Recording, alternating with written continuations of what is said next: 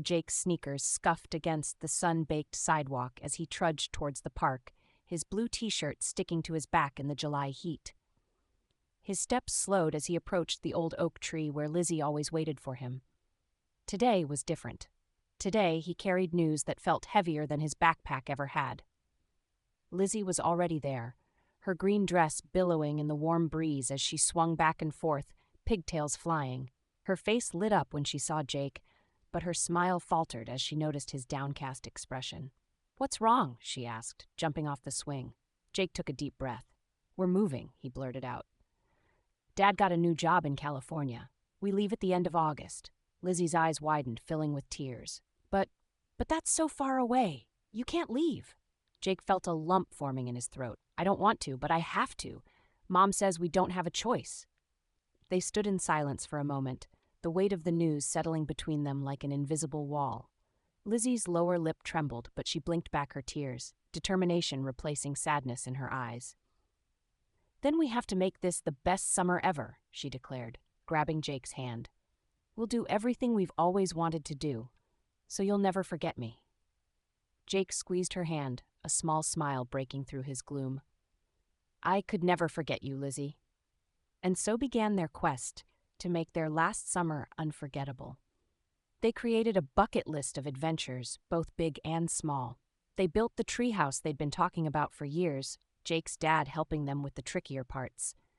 They spent entire days exploring the creek at the edge of town, coming home muddy and triumphant with pockets full of interesting rocks and feathers.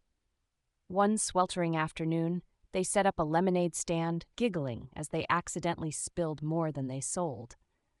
But the sticky mess was worth it when they counted their earnings and realized they had enough for ice cream sundaes at the local diner. As July melted into August, their adventures grew more daring. They snuck into the community pool after hours, their hushed laughter echoing across the still water as they floated under the stars. They camped out in Jake's backyard, telling ghost stories until they were too scared to sleep, then watching the sunrise together, tired but happy. But it wasn't all laughter and games. There were moments when the reality of Jake's impending departure hit them hard. Like when they were fishing at the pond and Lizzie suddenly asked, "Will you make new friends in California?" Jake paused, his fishing line dangling forgotten in the water. "Maybe," he said slowly, "but they won't be like you." Lizzie nodded, satisfied with his answer. "Good, because you're my best friend, Jake, always." As August waned, their time together became more precious. They spent long hours just talking, sharing secrets and dreams, making promises they hoped they could keep. The night before Jake was set to leave, they met at their oak tree one last time. The air was thick with unspoken words and the bittersweet scent of summer's end. "I made you something," Lizzie said, pulling out a carefully wrapped package from her pocket. Inside was a friendship bracelet, blue and green threads woven together. Jake's throat tightened as he tied it around his wrist. "I'll never take it off," he promised. They hugged fiercely, neither wanting to let go. When they finally parted, both had tears in their eyes. "This isn't goodbye," Lizzie said firmly. "It's just, see you later." Jake nodded, unable to speak.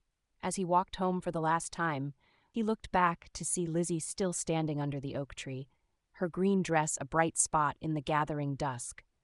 Years later, Jake would look back on that summer as a golden time, preserved perfect and untouchable in his memory.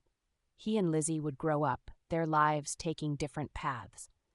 But whenever he felt the soft, worn threads of the bracelet against his skin, he was transported back to those sun-drenched days, to the laughter and adventures, to the pure, unshakable bond of childhood friendship.